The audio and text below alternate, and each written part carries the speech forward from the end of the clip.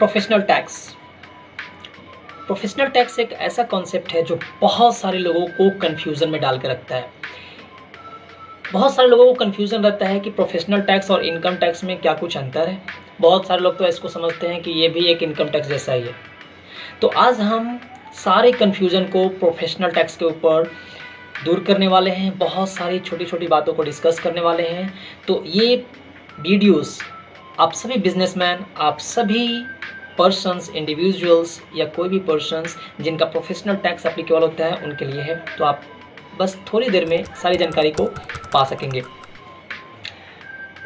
Professional tax income tax से काफ़ी different है। इनकम टैक्स एक सेंट्रल टैक्स है जो कि ऑल ओवर इंडिया बेसिस पे लगता है, जबकि स्टेट टैक्स है। प्रोफेशनल टैक्स एक स्टेट टैक्स है। इसका मतलब ये हुआ कि प्रत्येक स्टेट गवर्नमेंट प्रोफेशनल टैक्स को लगाने के लिए अपना स्टेट के अंदर में जो लेजिस्लेटिव होता है, लेजिस्लेटिव असेंबली होता है, वहाँ पे एक्ट पास करते हैं, नियम पास करते हैं और फिर जाके वो प्रोफेशनल टैक्स को लोगों के ऊपर लिवाई करते हैं, मतलब लोगों के ऊपर लगाते हैं। तो प्रोफेशनल टैक्स इनकम टैक्स से काफ़ी डिफरेंट है। इनकम टैक्स एक सेंट्रल टैक्स है जिसका कलेक्शन सेंट्रल गवर्नमेंट करता है। वहीं दूसरी तरफ प्रोफेशनल टैक्स एक स्टेट टैक्स है जिसका कलेक्शन जो होता है स्टेट गवर्नमेंट करते हैं। अब प्रोफेशनल टैक्स में किनको किनको प्रोफेशनल टैक्स देना पड़ता है, तो देखिए बात ऐसा है कि दो प्रकार के वेस्ट बंगाल प्रोफेशनल टैक्स का अगर बात किया जाए तो दो प्रकार के सिचुएशन है। एक सिचुएशन वहाँ वो जब आप कहीं पे एम्प्लॉय के तौर पे काम कर रहे हैं और आप सैलरी और वेजेस ड्रॉ कर रहे हैं। तो अगर आप एम्प्लॉय के तहत काम कर रहे हैं और सैलरी और वेजेस अर्न कर रहे हैं तो आपका प्रोफेशनल टैक्स आपका जो एम्प्लॉयर होता है वो काटता है। वैसी स्थिति में आपको कोई भी प्रोफेशनल टैक्स देने की ज़रूरत नहीं है अलग से सरकार को, क्योंकि आपका ऑलरेडी आपका एम्प्लॉयर काट चुका है। तो अगर आप इस कैटेगरी में नहीं हैं, आप दूसरे कैटेगरी में आते हैं, वहाँ पे आपको प्रोफेशनल टैक्स के लिए इनरोल करना पड़ता है और खुद का प्रोफेशनल टैक्स का पेमेंट सरकार के पास जमा करना पड़ता है। तो दो सिचुएशंस होते हैं। एक होता है प्रोफेशनल टैक्स जब आपका किसी ने काट लिया तो वो जमा करा देगा, और एक होता है जब आप उस कैटेगरी में नहीं आते हैं तो आपको खुद को अपने आप को प्रोफेशनल टैक्स को पेमेंट करना पड़ता है।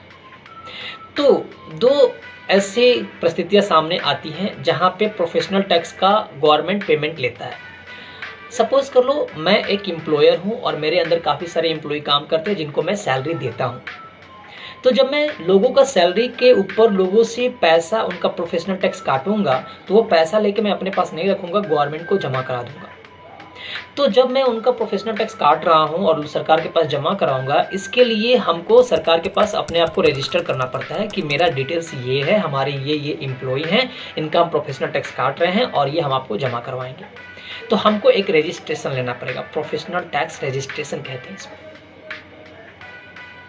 ये बात उम्मीद करते हैं आपको क्लियरली समझ में आ गया होगा।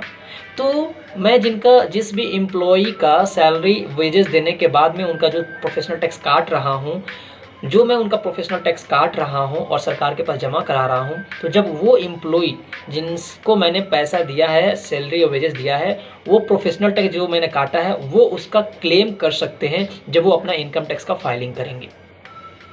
तो जो डिडक्शन उनका हम जो प्रोफेशनल टैक्स काट रहे हैं उसको डिडक्शन मिल जाता है। अब हम बात करते हैं दूसरी कैटेगरी का। सपोज कर लो कि आप कोई एम्प्लॉयर नहीं है, आप कोई बिजनेस कर रहे हैं, आपको प्रोफेशनल टैक्स में रजिस्ट्रेशन करने की आवश्यकता नहीं है। वैसी स्थिति में भी आपको अपना प्रोफेशनल टैक्स का पेमेंट करना पड़ता है। तो अपने आप का जो इनकम है उसके ऊपर जब आप प्रोफेशनल टैक्स पेमेंट करने जाइएगा तो खुद को इनरोल करना पड़ता है। तो दो टर्मिनोलॉजी यहाँ पे बातें हैं, एक प्रोफेशनल टैक्स का रजिस्ट्रेशन और एक प्रोफेशनल टैक्स का इनरोलमेंट। रजिस्ट्रेशन वो लोग करते हैं जब किसी का प्रोफेशनल टैक्स काटना होता है अपने एम्प्लॉय का, जबकि इनरोलमेंट वो लोग करते हैं जिनको किसी का प्रोफेशनल टैक्स काटना नहीं है, खुद के कमाई के ऊपर सरकार के पास प्रोफेशनल टैक्स पेमेंट करना है। तो मेरे को अगर मैं वैसा हूं तो मेरे को इनरोल करना पड़ेगा, रजिस्ट्रेशन नहीं करना पड़ेगा। अब बात ऐसा है कि ये क्या जरूरी है? बिल्कुल जरूरी है। ये एक professional tax, West Bengal professional tax जो नियम है उसमें ये लिखा हुआ है कि आपको प्रत्येक साल आपको अपना इस प्रकार के काम को करते हैं तो प्रोफेशनल टैक्स पेमेंट करना है। अपने लोकल अथॉरिटी पे या गवर्नमेंट के पास। और सबसे बड़ी इंपॉर्टेंट बात तो ये है कि जब तक आप प्रोफेशनल टैक्स पेमेंट करके उसका पेमेंट चालान जब तक आप अपने लोकल अथॉरिटी के पास दिखाओगे नहीं, तब तक वो आपका ट्रेड लाइसेंस को रिन्यू नहीं करेंगे। तो ट्रेड लाइसेंस रिन्यूअल के लिए प्रोफेशनल टैक्स का पेमेंट करना बहुत ज़रूरी है। तो इसमें कैसे कैसे होते हैं, क्या ये प्रत्येक महीना आपको प्रोफेशनल टैक्स का पेमेंट करना पड़ता है? जी नहीं। जब आप रजिस्ट्रेशन कर लेते हैं और किसी का प्रोफेशनल टैक्स काटते हैं, उस स्थिति में आपको टाइम बेसिस पे सरकार के पास प्रोफेशनल टैक्स का पेमेंट करवाना होता है।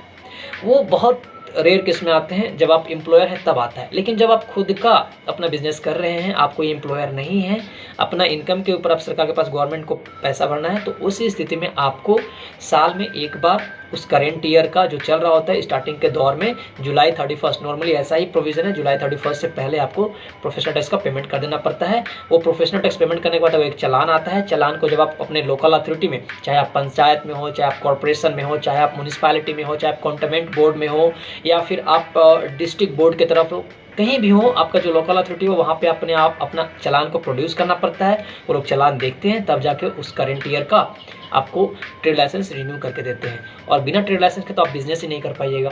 तो इसलिए प्रोफेशनल टैक्स का पेमेंट टाइम टू टाइम करना बहुत ज़रूरी होता है। होप ये वीडियो आपके लिए हेल्पफुल रहेगा, और इस पूरे एफर्ट के लिए क्या मैं आपसे एक चीज़ का उम्मीद कर सकता हूँ? आपका एक लाइक। और अभी भी आपका कोई कन्फ्यूजन रह गया है तो आप हमें कमेंट करके बताएं। And finally please subscribe to my channel and press the bell icon.